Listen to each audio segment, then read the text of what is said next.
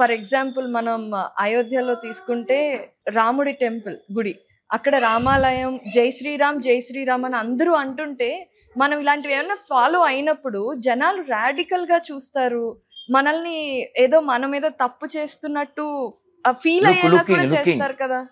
Look like that కదా. అలా ఎందుకు చేస్తారంటే వాళ్ళు కింద ఉన్నారు, నువ్వు పైకి వెళ్తే ఎలా, నువ్వు కూడా వాళ్ళతో సమానం అవ్వాలి.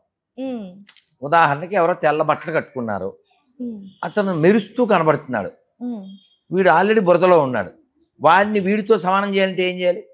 హాయ్ బ్రో అని చేయొచ్చు, కింద లాగేయడమే.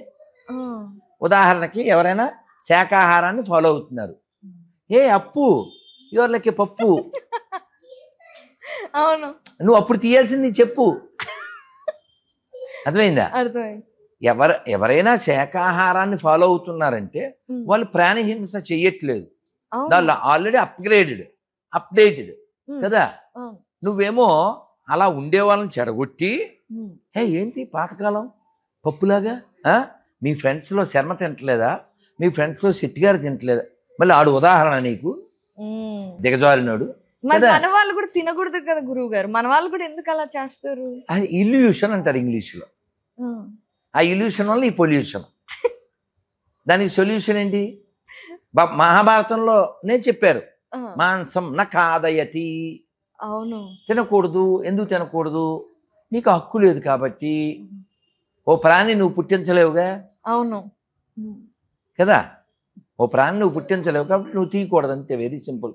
ఇదే ఇప్పుడు ఇది యూనివర్సల్ అమ్మా, యూనివర్సల్. వాళ్ళు ఎవరో ఉంటారే పర్టిక్యులర్ పీపుల్, అది లేకపోతే వాళ్ళు సర్వైవ్ కాని స్థితిలో ఉంటారు. So they can. నువ్వేం సైనికుడు కాదు, నువ్వేం పోరాటం చేయట్లే, నువ్వేం బండ్లు కొట్టట్లే, నువ్వు స్విగ్గీలో కేఎఫ్సీలో ఆర్డర్ ఇచ్చి ఎందుకు తినాలి నువ్వు? అవును, ఇదే చెప్తారు, ఎవరెవరు ఎప్పుడెప్పుడు తినాలనేది కూడా చెప్తారు. నువ్వేందుకు, నీకు నోటి దోల కాబట్టి ఈట్ స్ట్రీట్కి వెళ్ళి నైట్ అంతా తింటున్నావు కదా.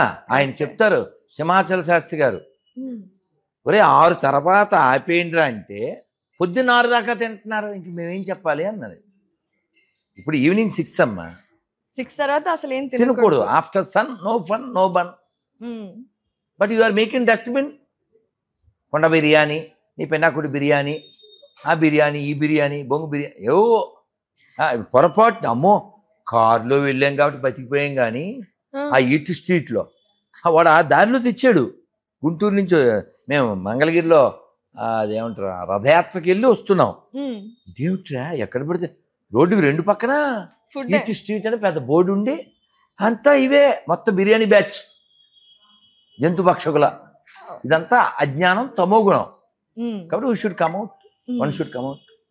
అయితే కానీ ఇప్పుడు వీ షుడ్ కమ్అట్ అందరికీ తెలుసు, మనం కూడా ప్రయత్నించినా మీరే అన్నారు అటు ఇటు అవే ఉన్నాయి అని. మనం కమ్అట్ అవ్వాలనుకున్నా కమ్అట్ అయ్యే స్థితి కూడా కల్పించాలి కదా. ఎవరు? మనకి మనం కల్పించుకోవాలి, సమాజం. ఉదాహరణకి అమ్మ ఇవాళ ఏంట్రా విశేషం? ఏకాదశి. నాకు మామూలుగా సమోసా ఇష్టం, ఓకే. ఇప్పుడు నాకు సమోసా పెడితే తింటానా? తినరు. ఏకాదశి నాకు ఇష్టం కదా. మీరు నా ఇష్టాన్ని నేనే ఎలా పక్కన పెట్టా? నిబద్ధతతో, అది నియమం ఆధారంగా కదా. ఉల్లిపాయ తినం కదా, పర్మనెంట్ గా ban. No onion, no garlic, no coffee, no tea, ఇవన్నీ పర్మనెంట్ బ్యాన్. ఏకాదశికి అన్నం బ్యాన్. అయితే ఉపవాస వ్రతం ఇప్పుడు మీకు తెలుసు కాబట్టి, దానివల్ల లాభాలు ఏంటో తెలుసు కాబట్టి మీరు చేస్తున్నారు. మరి అందరికీ తెలియాలి అంటే చెప్పే వాళ్ళు కూడా ఉండాలి కదా. దీనికే మన పెద్దవాళ్ళు చెప్పారు. ఏం చెప్పారు? నీకు తెలిసిన దాన్ని ఇతరులతో పంచుకో. ఇప్పుడు మామూలుగా కబుర్లు చెప్తూ రైల్లో, బస్సులో, రైల్వే స్టేషన్ ఎక్కడన్నా ఎవరన్నా ఏం చేస్తుంటారు మేడం, పెళ్ళి అయిందా, ఆ పిల్లలు ఎంతమంది, ఈ శారీ ఎక్కడ కొన్నారు, ఇదే లలిత జ్యువెలర్స్ అనా, ఇవే నెక్స్ట్ లెవెల్ ఏముండదుగా. మీ ఇంట్లో పూజా గది ఉందా, మీరు రోజు దీపం వెలిగిస్తారా, మీ ఇంట్లో తులసమ్మ ఉందా, మీ పిల్లలు ఆడపిల్లలు ఉంటే గాజులు వేసుకుంటారా, బొట్టు పెట్టుకుంటారా, ఇలాంటివన్నీ డిస్కస్ చేస్తే తల్లులు ఆటోమేటిక్గా బాగుపడతారు.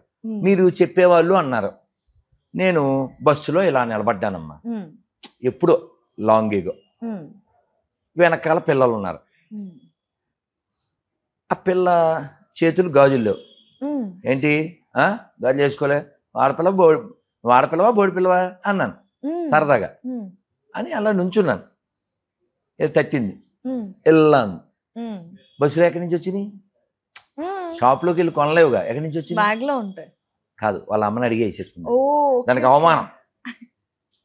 మీకు అర్థమైందా? నేను అడగబట్టినా. ఇది ఒకట.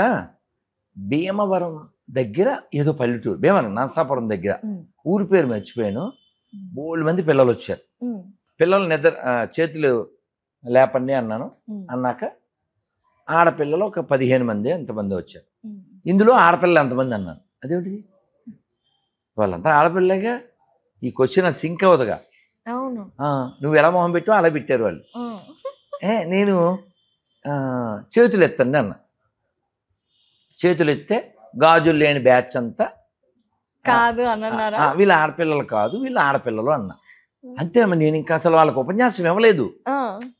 బుద్ధి ఉందా లేదా, మీరు గాజులు వేసుకోక్కల, అసలు ఏమనలేదు. మీరు నమ్మండి, ఒక్కొక్కరు అలా సైలెంట్గా జారుకున్నారమ్మా. అంతే. గాజులు వచ్చినాయి, ఇంటికి వెళ్ళిపోయారు. అంతే, పల్లెటూరు కదా, అలా వెళ్ళిపోయారు. వెళ్ళి వేసుకుని వచ్చింది. నేనేమో కరవలే, ఉపన్యాసం కూడా ఇవ్వలే. వీళ్ళ ఆడపిల్లలు ఇది కాదు అన్నాను. అంతే, వేసుకొని వచ్చింది. చిన్న బిడ్డలమ్మ వాళ్ళు. అదే అర్థమైంది వాళ్ళకి వెంటనే. బంగారు తల్లులు వాళ్ళు, చెడ్డపిల్లలు కాదు. మన ఆడపిల్లలు చెడ్డపిల్లలు కాదమ్మా. నువ్వు చెప్పలేదు అంతే. బొట్టు విశేషం నువ్వు చెప్పలేదు.